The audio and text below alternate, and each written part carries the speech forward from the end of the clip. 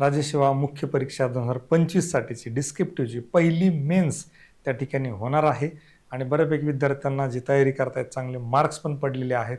पण जर आपण काही गोष्टी व्यवस्थितपणे फॉलो केल्या नाही, जर काही चुका टाळल्या नाही, तर परत तुम्हाला दुर्दैवानं तेच सांगावं लागेल, रडायला माणूस सापडणार नाही. कारण जर आता आपण फॉरेस्टचा अनुभव बघितला, विद्यार्थ्यांनी 2-2, 3-3 दिवसांच्या अभ्यासावर क्लास 1 पर्यंत त्या ठिकाणी मजल मारलेली आपल्याला बघायला मिळते. अशीच काही ती संधी त्या ठिकाणी पहिल्या डिस्क्रिप्टिव्हच्या मेन्समध्ये विद्यार्थ्यांना मिळू शकते. पण तुम्हाला काही चुका टाळाव्या लागतील आणि त्याच चुकांवर चर्चा करण्यासाठी मी डॉक्टर अजित दिगंबर काकडे तुमचं सगळ्यांचं स्वागत करतो एमपीएससी एक्झाम मंत्रामध्ये. बघा, डिस्क्रिप्टिव्ह पॅटर्नमधली पहिली मेन्स आहे, संधी खूप आहे, या सगळ्या गोष्टी झाल्या.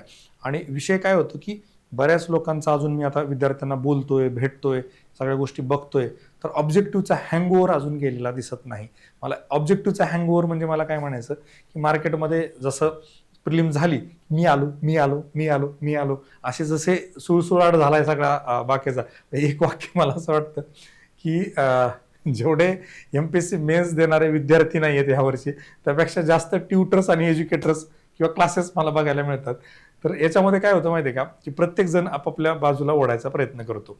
म्हणजे मी असेल तर मी मला इथिक्सची बॅच करा, मी एसए घेतो एसएची बॅच करा, ऑप्शनलचा बॅच लावा, ऑप्शनलचा चांगला अभ्यास करा. विषय काय होतो की आपण जर स्वतः त्या ठिकाणी आपली सद्सद्विवेक बुद्धी वापरली नाही, आपल्याला व्यवस्थित मॅनेज करता आलं नाही, तर आपण जे मार्केटिंग स्ट्रॅटेजी आहे, कॅपिटलिझम मधलं जे पर्टिक्युलर गोष्टी आहेत त्याला आपण बळी पडतो. जसं ऑब्जेक्टिव्हमध्ये मी खूप वेळा सांगितलं होतं की प्रिलिम्सच्या आधी तुम्ही बॅचेसच्या नादी लागू नका. खूप विद्यार्थ्यांनी त्या बॅचेस लावल्या, दुर्दैवानं प्रिलिम्सच पास झाले नाही. बाकीचे जे मेन्स पास झाले त्यांना परत बाकी विषयांमध्ये तेवढे मार्क घेता आले नाही जेवढे त्यांना त्या पर्टिक्युलर विषयामध्ये पडले असतील. ओव्हरऑल बॅलन्स करणं आणि रिझल्टपर्यंत जाणं हे आपलं एम असलं पाहिजे. आणि त्या रिझल्टपर्यंत जात असताना काय काय चुका होऊ शकतात त्या आपण थोड्या थोड्या एक एक टप्प्यानं बघूयात. तर त्यामध्ये सगळ्यात महत्त्वाची गोष्ट एक लक्षात घ्या, इथे जे आहे आता इथे एक गोष्ट आपल्याला करावी लागेल की सिलेबस पहिले बघावं लागेल. त्याच्याही पलीकडे जाऊन मी तुम्हाला सांगेल एक की पेपर्स. इथं जवळपास 7 पेपर आहेत. त्यात सगळ्यात महत्वाचा फोकस 1, 2, 3 हा असला पाहिजे. एसे, इथिक्स आणि तुमचं ऑप्शनल. 250, 250, 500, 1000 मार्क जे आहेत इथं तुम्हाला डिफरन्स बघायला मिळणार आहे. काय की तुम्हाला GS 1 to 3 मध्ये फार जास्त फरक पडणार नाही, पण ह्या मार्कांमध्ये फरक पडेल. आपला फोकस जो आहे इथे असला पाहिजे. तुम्ही आता जर GS 1 वर फोकस केला, GS 2 वर केला, GS 3 वर केला आणि हे कुठेतरी जर मागे पडलं तर समजून घ्या तुमचं पुढे होणारं नुकसान हे न भरून निघण्यासारखं असणार आहे. कारण ही पहिली डिस्क्रिप्टिव्हची मेन्स इथं खूप मोठी अपॉर्च्युनिटी त्या ठिकाणी आहे. त्यामुळे हे आपले फोकस एरियाज असले पाहिजे, ही गोष्ट लक्षात घ्या. याचा अर्थ बाकीचा आपल्याला सोडून द्यायचा असा नाही, पण फोकस आपला इथे असला पाहिजे. आणि इथे आपल्याला सिलेक्शन होणार आहे, इथे आपले मार्क दुसऱ्यांपेक्षा व्हेरिएशन आपल्याला बघायला मिळणार आहे. जसं ऑब्जेक्टिव्ह मध्ये आपण बघितलं, इंटरव्ह्यू, रिटन आणि मराठी लँग्वेज ऑब्जेक्टिव्ह या 3 मध्ये डिसाइडिंग झालं की कोण पास आणि कोण नापास. तसं इथे होणार आहे कोण पास आणि कोण नापास. सगळ्यात पहिली महत्वाची गोष्ट जी सिलेबस किंवा पेपरच्या बाबतीमध्ये झाले अनरिलेटेड स्ट्रॅटेजी ही असली पाहिजे. इथं आपल्याला जास्तीत जास्त मार्क मिळवायचे. दुसरं, अभ्यास सिलेबस जो आहे सर्व कंप्लीट झाला पाहिजे, कंप्लीट झालाच पाहिजे. जर आपण तो कंप्लीट केला नाही आणि जर आपण ठराविक पेपर ठराविक गोष्टी केल्या तर मला असं वाटतं आपलं पुढचं भवितव्य चांगलं असणार नाही, हे सांगण्याची कुणालाही आवश्यकता पडणार नाही. ही गोष्ट लक्षात घ्या. सिलेबस पहिले कंप्लीट करा. याचा अर्थ काय, सिलेबस मध्ये दिलेला टॉपिक, सब टॉपिक, याच्यावर ऍटलिस्ट 1 पेज नोट आपल्याकडं असली पाहिजे. जसं मी तुम्हाला एक गोष्ट सांगतो, contributions and contributors from different parts of the country.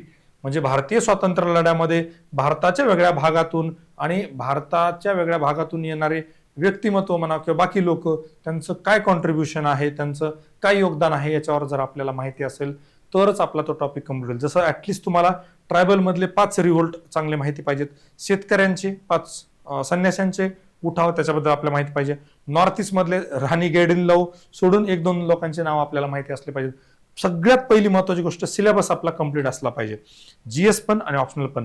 तिथं जर आपण कंप्लीट केलं नाही तर ती सगळ्यात मोठी चूक त्या ठिकाणी होणार आहे. स्ट्रॅटेजी तर आपल्याला 100% करावी लागेल, याच्यावर मी ऑलरेडी एक व्हिडिओ बनवला, तुम्ही बघू शकता. दुसरी सगळ्यात महत्वाची गोष्ट आहे आन्सर रायटिंग. जेवढा तुम्ही याला डिले करणार तेवढा तुम्ही पास होण्यापासून दूर जाणार, ही गोष्ट लक्षात घ्या. याला लगेचच चालू केलं पाहिजे आणि याला लगेचच चालू करण्यासाठी आपण काय केलं होतं, आपण म्हणजे आणलंय सराव. आपली सराव मेन्स टेस्ट सिरीज आहे ती 30 नोव्हेंबरला चालू होते, कारण तेच आपल्याला लगेचच्या लगेच म्हणजे आपला GS2 मधले 23 पासून 28 पर्यंत जेवढे काही टॉपिक होतील GS2 चे ते आपल्याला लगेच लिहायला त्या ठिकाणी मिळाले पाहिजे. आणि ही मॅप जी आहे मेन्स असेंट प्रोग्राम सिलेबसचे लेक्चर्स, आपण याच्यामध्ये पूर्ण सिलेबस जसं मी सांगितलं तो प्रत्येक सिलेबसचा पॉईंट त्या ठिकाणी कव्हर होणार आहे.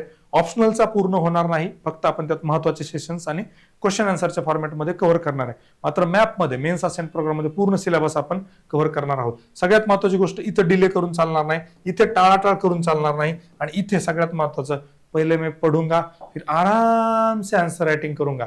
सगळ्यात मोठी चूक त्या ठिकाणी होणार आहे की तुम्हाला आधी अभ्यास करतो, आधी वाचतो, आधी पाठ करतो, मग लिहितो, असं डिस्क्रिप्टिव्ह पॅटर्न मध्ये होणार नाही, ही गोष्ट लक्षात घ्या. ऑब्जेक्टिव्ह मध्ये नो डाऊट तुम्हाला क्लिअरली 4 ऑप्शन असतात, 4 पैकी एकच एक्झॅक्टली माहित पाहिजे असतो. इथे काय असतं माहितीये का, ते दिलेले 4 ऑप्शन आहेत आणि वरचा प्रश्न जर ऑब्जेक्टिव्हचा आपण क्वेश्चन बनवला, 4ही ऑप्शन जरी लिहिले तुम्ही चूक किंवा बरोबर असं काही नसतं. डिस्क्रिप्टिव्ह मध्ये ग्रे एरिया खूप असतो, एक गोष्ट चूक आहे आणि एक रॉंग आहे असं नसतं. महिलांच्या समस्या लिहा म्हणलं की फॉर एक्झाम्पल आपण आदिवासी महिलांच्या समस्या लिहा. एखाद्याने लिहिलं की बाबा आदिवासी महिलांमध्ये आरोग्याची खूप मोठी समस्या आहे, त्यांच्यामध्ये जवळपास 40% अॅनिमियाचं प्रमाण आहे. दुसऱ्याने लिहिलं त्यांच्यामध्ये शिक्षणाचा खूप अभाव आहे, फक्त एक 50% त्या ठिकाणी महिलांमध्ये लिटरसी बघायला मिळते. दोघांचं उत्तर बरोबर आहे, याचं बरोबर त्याचं चूक असं होत नाही. त्यामुळे आन्सर रायटिंग मध्ये एक गोष्ट लक्षात घ्या, तुम्हाला खूप स्पेसिफिकली एक्झॅक्टलीच माहित पाहिजे असं गरजेचं नाही. ते हळूहळू अभ्यास करत करत फॅक्ट आपल्याला माहित होत होत ती स्पेसिफिसिटी येते. पण जनरलाइज का होईना आपल्याला लिहिणं, आन्सर लिहिण्याची कला उद्भूत करणं हे फार गरजेचं असतं. दुसरी महत्वाची चूक, आन्सर रायटिंग डिले करणं ही करू नका. त्यानंतर तिसरी महत्वाचं मला असतं नोट्स. ही सगळ्यात महत्वाची गरज आहे. ऑब्जेक्टिव्ह मध्ये कसं होतं, आपल्याला एक्झॅक्टली लिहायची गरज नसते आणि याच्यात नोट सोबत एकाच ठिकाणी सगळं पाहिजे. फॉर एक्झाम्पल तुम्ही सिटीजन चार्टर नावाचा टॉपिक बघत आहात, तर सिटीजन चार्टर बद्दल जी काय दुनिया तुम्हाला माहिती आहे ती सगळी एकाच ठिकाणी आली पाहिजे. इथंच सगळं तुमचं सिटीजन चार्टर त्या ठिकाणी बसलं पाहिजे. एवढ्याच पेजमध्ये काय होईल माहितीये का विषय, तुम्ही थोडंसं इकडे वाचलं, थोडंसं तिकडे वाचलं आणि पेपरमध्ये गेले आणि तुम्हाला प्रश्न आला, तुम्हाला इकडचं थोडं आठवेल, तिकडचं तुम्ही कन्फ्युजन मध्ये लँड व्हाल. त्यामुळे इथं सगळ्यात महत्वाची गोष्ट आहे नोट्स. त्यातल्यात 1 पेज नोट आणि जो टॉपिक दिलेला आहे त्याचं सगळंच्या सगळं कंटेंट त्याच खाली आलं पाहिजे, हे आपल्याला त्या ठिकाणी प्रायोरिटीनं करावं लागेल. फार जास्त काही मी लांबवत नाही, थोडक्यामध्ये घेतो, कारण मला माहिती आहे की तुम्ही आता अभ्यासाच्या मूडमध्ये गेले आहात. त्यानंतर महत्वाचं टेस्ट सिरीज किंवा प्रॅक्टिस टेस्ट हे जे आहे मॉक टेस्ट, तर ही फार गरजेची आहे. आता इथे फक्त मॉक टेस्ट देऊन चालणार नाही, इथे जे आहे सगळ्यात महत्वाचं 1-to-1 फीडबॅक. तुम्हाला जे काही याच्यावर लिहिलं जाणार आहे ना, कशावर लिहिलं जाणार आहे, पेपरवर जो काही लिहून देणार आहेत ना, ते फार कॉमन गोष्टी असतात. Good introduction, concise introduction, add diagram, add flow chart, add example आणि बाकी अमुक धमुक, त्यानं इम्प्रुव्हमेंट होत नाही. जेव्हा पेपर चेक करणार तुमच्या समोर बसतो, तुम्हाला वैयक्तिकरित्या सांगतो की ह्या प्रश्नामध्ये हे विचारलं होतं, तुम्ही इथं हे काढणं अपेक्षित होतं, तुम्हाला इथे अजून 2 पॉईंट ऍड करता आले असते, तुम्ही इंट्रोडक्शन हे खूप लेंदी केलेलं आहे, 10 मार्काला हे शॉर्ट करावं लागणार आहे, तुम्हाला इथं थिंकर कोट करायला स्कोप आहे, तुम्ही इथे केस स्टडी टाकू शकता, इथे एक्झाम्पल टाकू शकता आणि याला अजून चांगल्या पद्धतीने अरेंज करू शकता. कन्क्लुजन मध्ये तुम्ही हिस्ट्रीच्या बाबतीमध्ये ते सायकल कंप्लीट करू शकता. अशा पद्धतीनं जोपर्यंत 1-to-1 फीडबॅक मिळणार नाही तोपर्यंत आन्सर रायटिंगचा फायदा होणार नाही, ही गोष्ट लक्षात घ्या. आणि सगळ्यात महत्वाची गोष्ट, आपण सराव मेन्स टेस्ट सिरीज मध्ये तेच करणार आहे, फक्त आन्सर रायटिंग पुरतं सीमित न ठेवता मी वैयक्तिक प्रत्येकाचा पेपर एकदा बघणार आहेच, ही गोष्ट लक्षात घ्या. कारण आपल्याला इथून रिझल्ट द्यायचा ना, आपल्याला नाव करायचं. त्यामुळे कमी विद्यार्थी आले तर माझ्यासाठी उलट चांगलं आहे. एक 25 जरी विद्यार्थी आले, मोर देन इनफ, त्यांना मी वैयक्तिकरित्या भेटून व्यवस्थित त्यांच्यावर काम करू शकतो. मॅनेजमेंटच्या बाबतीमध्ये सगळ्यात महत्वाचं इथे काय होतं माहितीये का, मी खूप जणांच्या बाबतीमध्ये बघितलं की एकतर सोर्सेस आणि दुसरं स्टडी किंवा आपली तयारी. काय होतं की शेवटी असं वाटायला लागतं, अरे GS1चं यानं 2 बॅच लावल्या, त्यानं 2 बॅच लावल्या, मी पण GS1 करतो, आणि आपण काय करतो की मिसमॅच करतो. ऑब्जेक्टिव्हच्या बाबतीमध्ये मी खूप वेळा सांगितलं होतं, ऑब्जेक्टिव्ह मराठी इंग्लिश लँग्वेज आणि डिस्क्रिप्टिव्ह 2 मिळून 25% वेटेज आहे मार्कांचं, 25%. तर किती विद्यार्थ्यांनी 25% अभ्यासाला वेळ दिला? मला वाटतं हार्डली 1% पण विद्यार्थी नाही आहेत. आणि बाकी विद्यार्थ्यांचं काय झालं? लँग्वेज डिस्क्रिप्टिव्हला कमी आले, ऑब्जेक्टिव्हला कमी आले, GS 1 2 3 4 ला चांगले आले, इंटरव्ह्यूला कमी आले, लिस्टच्या बाहेर गेले. त्यामुळं आपल्याला नेमकं कशावर फोकस करायचा, मार्क कुठून पडणार आहेत आणि आपण काय केलं पाहिजे याचं चांगलं मॅनेजमेंट असणं गरजेचं आहे. जर आपण मॅनेज केलं नाही तर ती आपली एक सगळ्यात मोठी चूक त्या ठिकाणी होऊ शकते. बाकी छोट्या मोठ्या गोष्टी ज्या आहेत मी वेळोवेळी सांगतच आलेलो आहे. त्यातल्या पण काही गोष्टी परत परत तुम्हाला मी इथं सांगायचा प्रयत्न करेल की जर तुम्हाला रिझल्ट पाहिजे असेल तर तुम्हाला काही गोष्टी कराव्या लागतील. त्यात काय?